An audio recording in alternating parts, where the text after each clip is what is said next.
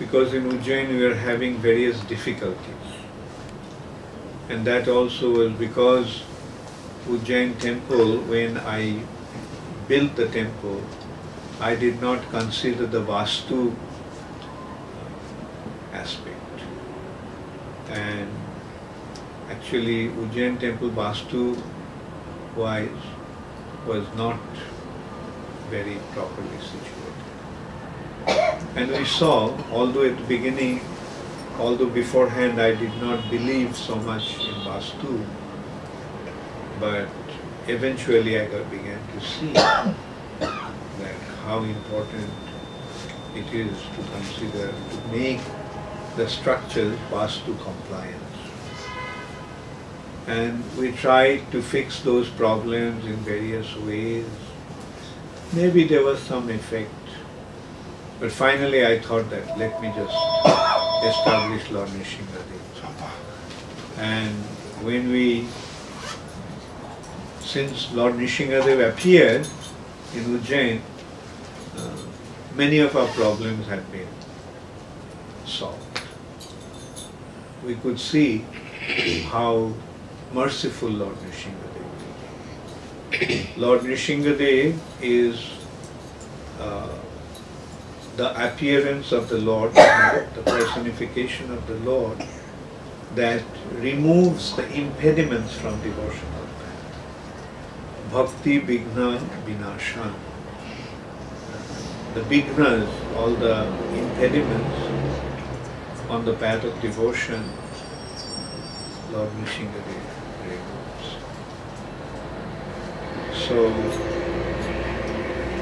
we have seen time and time again, starting from Prahlad Maharaj, how Nrisimha destroys all those impediments for on the path of devotion. How Lord Nrisimha protects his devotees. I remember there are so many instances. Once I got to know about one of our god sisters. She was distributing books in some place in America, and one person came to attack her, and she was in a quiet road and she didn't know what to do, where to go. The man was coming to most really hit her, beat her up. So she just started to chant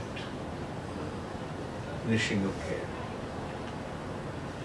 And something happened, that man just turned around and walked away. Another time I remember, in Germany, in Hamburg, there is a nightclub area called St. Pauli, and our devotees were distributing, no, they were not distributing books, they were actually doing kirtan, Harinam. And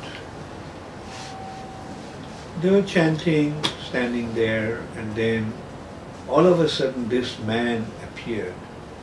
He looked like a giant, and he was so angry, he was just coming towards them. The devotees didn't know what to do. Like, some devotee thought that he had his kartal, so he thought that he'll swing the kartal and hit him with the kartal. But the leader told him not to do that. He said, just chant her Nrisimha prayer. So the devotees started to chant Nrisimha prayer. And as they started to chant Nrisimha prayer, something happened. That man's body was flung in the air and he just fell on the ground unconscious. So then the paramedics came and they said that he had a massive heart attack. So people may think that he had a massive heart attack, but the devotees knew what happened to him. Nrisimha actually took care of his heart. So this is how this is how Nrisimha actually takes care of his devotees. So difficulties will come, but we should always take shelter of Nrisimha. In that respect, we are worshippers of Krishna. Generally, we worship only Krishna. We don't worship any other form of the Lord, any other deity of the Lord. Not many other incarnations of the Lord. On Ram Navami we worship Lord Ramchandra. But our main worshipable Lord is Krishna. Not even so much Ramchandra, and of course maybe Ramchandra and Jagannath, Baladev, Subhadra, of course born with time. But we don't worship other Leela avatars. Like we don't worship Varahadev, Kurmadev, Meena, and so forth. But we worship Lord Nrisimha.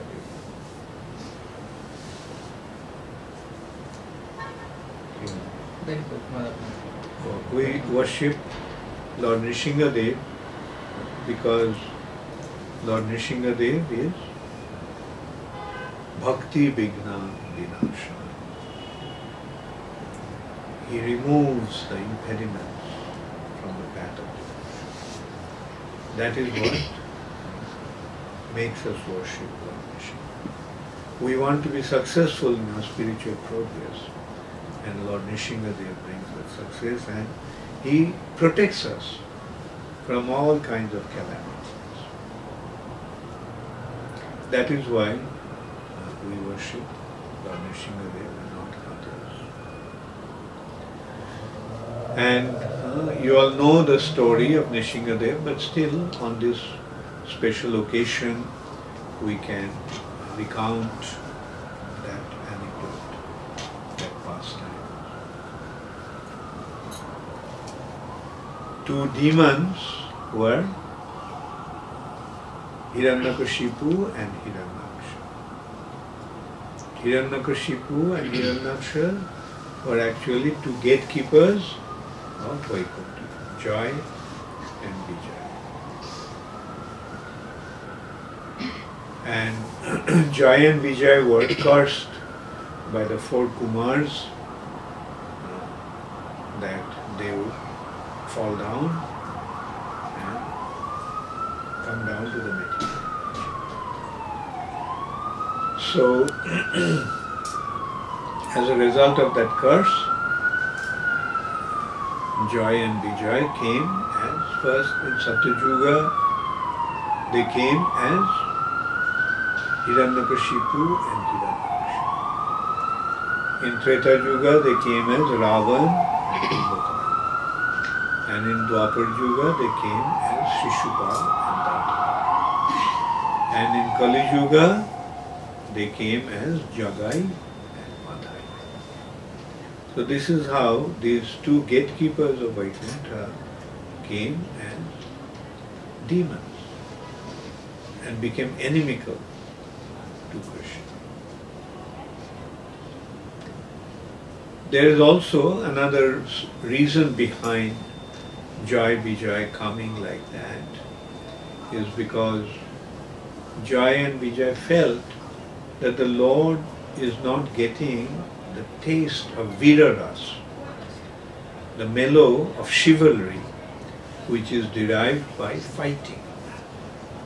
Because in Vaikuntha, nobody fights with the Lord. Nobody even thinks about fighting with the Lord. Everybody recognizes the Lord and worships Him as the Supreme Lord and Master. Therefore, there was a need for Joy and Vijay to come to the earth planet or material nature to fight with the Lord and give Him the taste of chivalry, mellow of chivalry, Viraras. So that is why the Lord made them come as Joy and as two demons. And as these demons, they fought with the Lord.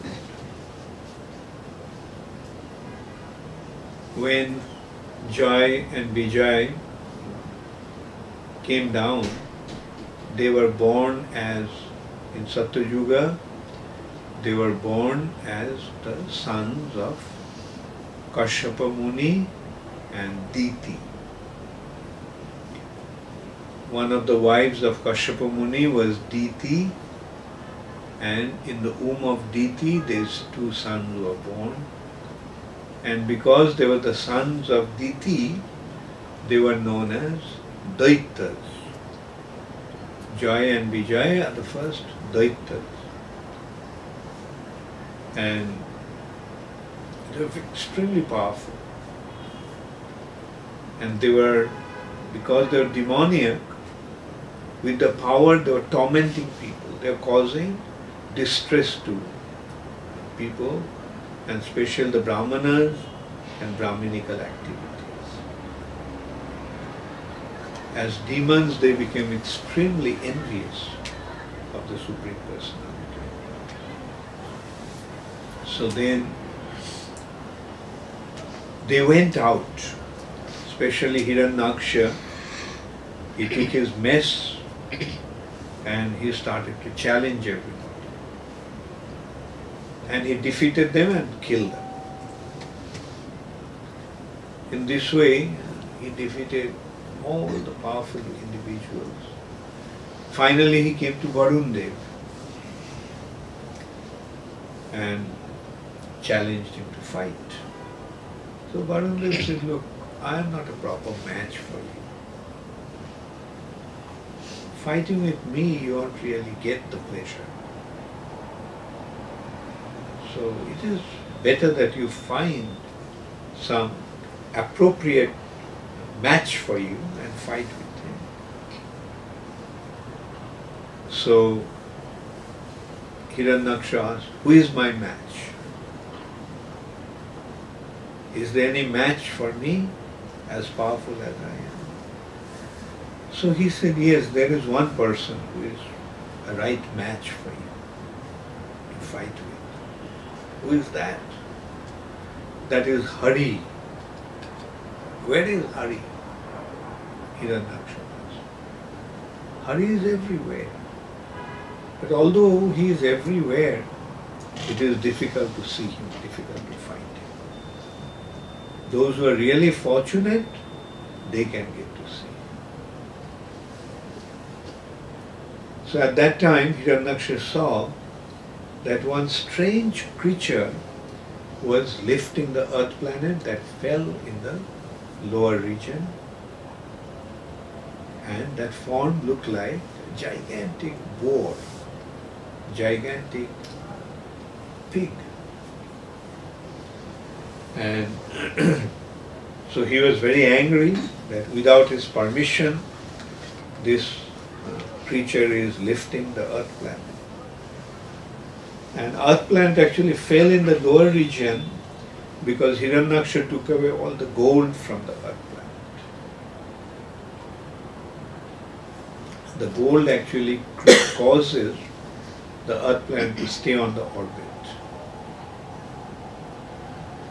So Hiranyaksha, being very angry, challenged that boar. So they started to fight. The boar, incarnation of the Lord, placed the earth planet in the orbit again and picked up his mess and started to, he just got a mess and started to fight. For a long, long time they fought. And the fight continued in such a way that no one could defeat the other one, opponent. So and then at one point, Hiranyaksha struck the mace of the Lord so hard that it slipped out of his hand and he was standing there unarmed. So the demigods were watching, so they started to cry, my Lord, our life air is almost on my throat. it's going to go out any time out of anxiety. So please don't put us into any more anxiety. Please kill this demon. So then Varahadev just slapped Hiranyaksha with his left hand. And Hiranyaksha's body started to roll and fell down. The news reached Hiranyakashipu. The news reached the family of Hiranyaksha. His mother started to cry, his wife started to cry. So Hiranyakashipu consoled them. Very nicely, he actually mentioned about the immortality of the soul and how things happen in this material nature due to karmic reactions. After advising them, advising his mother and his wife, Hiranyaksha's wife in this way, he considered that he'll have to take revenge. Here's an enemy who killed his brother. So he must take revenge by killing his enemy. But he considered that this enemy, Hari, killed his brother who was so powerful. So in order to defeat Hari, he'll have to become more powerful than Hari. And thinking that, he went to Mandar Mountain, the valley of the Mandar Mountain. And there he started to perform austerity, severe austerity. And as a result of that austerity, eventually Lord Brahma came to him and asked him, Hiranyakashipu, why are you performing such austerity? Then Hiranyakashipu pointed out that he wanted to have a boon that he could become immortal. So Brahma said, look, I myself am not immortal, so how can I make you immortal? In this material nature, no one is immortal. No one can be.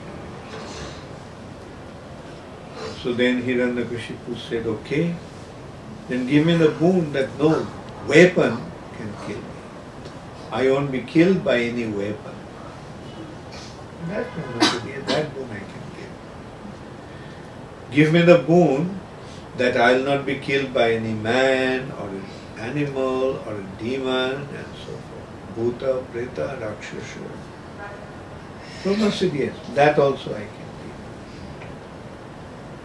Then he said, give me the boon that I will not be killed during the day or at night. Lord said, okay, that boon also I can give.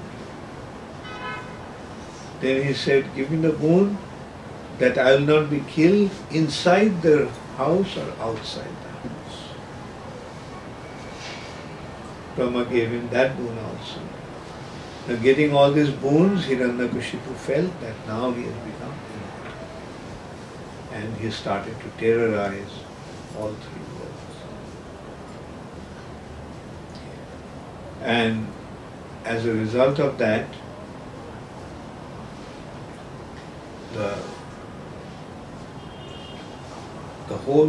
all three worlds were in great distress. Now Hiranyakashipu had a son. His name was Prahlad.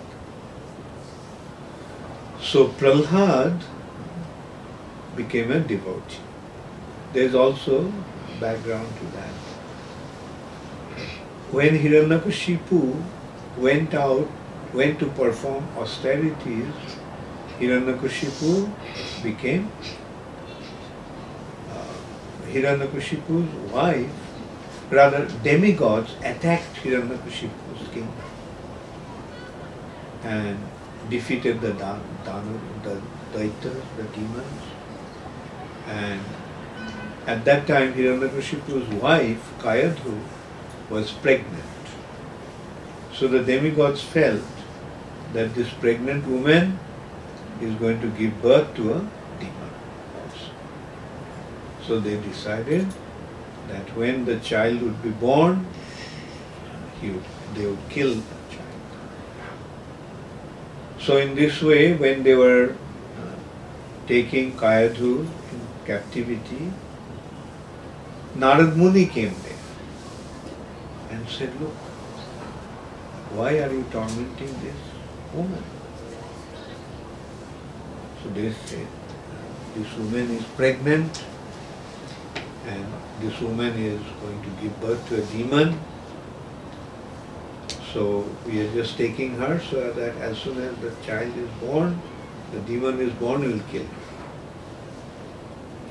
So Narad Muni said, no, no. The child that she is carrying in her womb is not a demon. The child that she is carrying in her womb is a great devotee. And saying that, then the devas, the demigods, released Kayadhu. So Narad Muni took her to his ashram, and there Kayadhu was spending time. And then when Hiranyakashipu returned, Kayadhu went back and she gave birth to a child, and that child was broken. When he was in the womb of his mother, in Narad Muni's ashram, Narad Muni used to instruct Kayadhu with Krishna conscious wisdom. Sitting in the womb of his mother, Prahlad learnt about devotional service. Just by hearing his mother, when his mother was hearing. As a result of that, when Prahlad was born, he was born as a devotee, great devotee. So Hiranyakashipu, when Prahlad was about 5-6 years old, sent him to the Gurukul, the school of the Guru. The Guru's Shukracharya had two sons, Shanda and Amar. So they became Prahlad's teachers. And in the Guru's ashram, Prahlad started to practice Krishna consciousness and preach Krishna consciousness. Prahlad used to tell his friends, classmates, Omaram Acharet Bhakti, that Pragya, those who are wise, they should practice Krishna consciousness from their childhood. Omaram. Dharman Bhagavatan. This Bhagavad Dharma, this dedication to the Supreme Personality of Godhead, should be practiced from their childhood. Because this is a great opportunity that one got. Because the human form of life is durlabham. Durlabham manusham. This human form of life is very rare. And in the human form of life only we get an opportunity to practice Krishna consciousness and become a devotee of Krishna. So being instructed by Prahlad Maharaj in this way, the classmates started to chant the holy name of the Lord. And during their spare time. So one day, Hiranyakashipu called the child, and as a father he was very affectionate, made him place on his lap and affectionately asked him, so, Prahlad, what did you learn in your Guru's ashram? So Prahlad replied, that he actually asked, what is the most important lesson that you learned?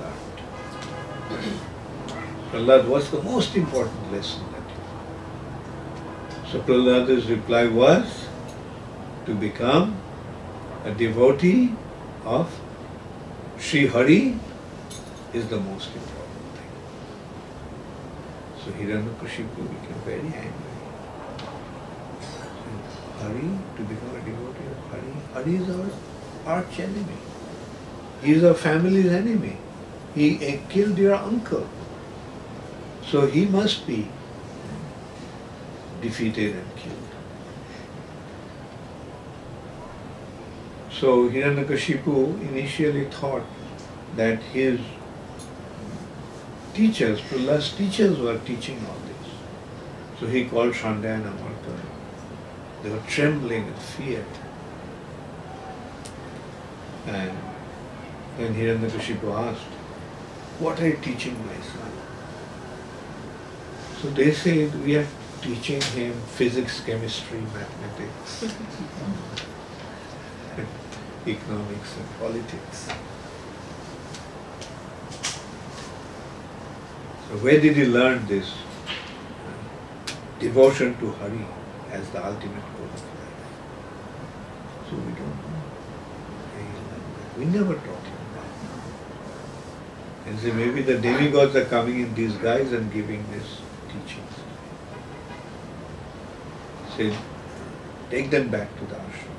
Take him back to the ashram and give him the right lesson.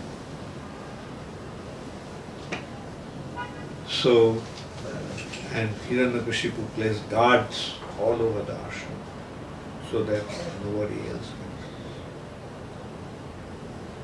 And Prahlad again, after some time, was taken to his father, and his father asked, "So Prahlad, what did you learn as the most important thing?" Prahlad replied the same thing. To become a devotee of Hari is the most important thing. Hiranyakashipu became so angry that he threw the child from his lap and said, "He is actually disgrace to the family, siding with our family enemy." Like, his consideration was that because Hari killed Hiranyaksha, therefore revenge must be taken and Hari should be killed. And nobody should line up with Hari, or nobody should have sympathetic attitude towards him. So in this way, Hiranyakashipu tried to convince Prahlad that Prahlad would listen. So finally Hiranyakashipu ordered, "Kill this child." So his bodyguards were there, so they immediately went and tried to kill Prahlad. But their weapons couldn't do anything. Then he was tried to be killed in so many different ways. Putting in the pits of the venomous snakes, putting him in boiling oil, putting him in a fire, huge mountainous fire. But nothing could actually affect Prahlad. Prahlad became completely unaffected by all these material arrangements. So, seeing Prahlad in that way, when Hiranyakashipu could not kill him by any means, so he asked him, "Where are you getting all this power from?" Prahlad said, "I get the power from wherever everyone gets his power. Even you get your power from me. Who is that? Hari. Where is your Hari? Hari is everywhere. Is he in this pillar? Yes, he is. So Hiranyakashipu immediately went and struck the pillar with his fist.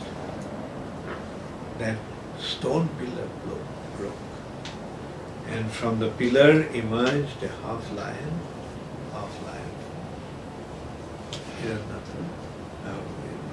To the killer of the Hiranyakashipu, Nrisimha. So this is how Nrisimha actually appeared. And he assumed this beautiful form, half lion, half man. Why? Because Hiranyakashipu had the benediction that he won't be killed by any animal or man or demon or demigod. So this form was neither an animal nor a man. And they fought for a long time. The purpose of Hiranyakashipu and Hiranyaksha to come was to fight with him, to give him the taste of Viraras. So he was giving that taste. Fought for a long, long time.